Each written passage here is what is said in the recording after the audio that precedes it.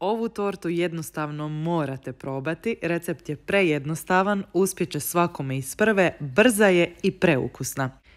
Prvo staviti 200 ml vrhnja za šlag na laganu vatru, pazite da vam ne provre. I onda staviti 200 g čokolade tamne, otopiti uz lagano miješanje i kada postignemo ovakvu konzistenciju, maknuti sa vatre da se ohladi. A dok nam se čokolada hladi, uzimamo jedan veći lonac i litru mlijeka, od koje ćemo dio odvojiti da umiješamo puding. To vam je otprilike 1,5 decilitar, a ostatak ulijemo u lonac. Stavimo mlijeko da se grije na srednje jaku vatru i za to vrijeme u ovaj deci-pol mlijeka umiješamo 3 pudinga od vanilije sa 5 velikih žlica šećera. I prije nego što mlijeko proključa dodamo umućene pudinge i miješamo bez prestanka da nam se ne bi stvorile grudice sve dok ne dobijemo ovako lijepu kremu koju onda mičemo s vatre da se malo prohladi.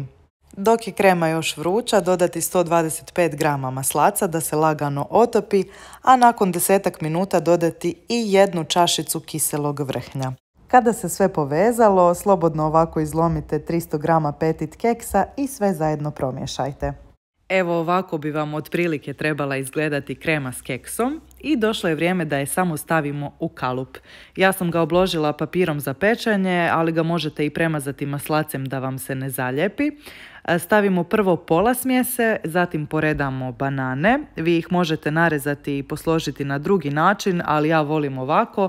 I onda staviti preostali dio smjese, lijepo rasporediti i izravnati. I za kraj prelijemo čokoladom i stavimo u frižider preko noći. Naravno možete i nekoliko sati, ali meni je najbolje preko noći. I jutro nakon lijepo izvadimo i imamo prekrasan kolač ili tortu s pudingom, bananama i čokoladom.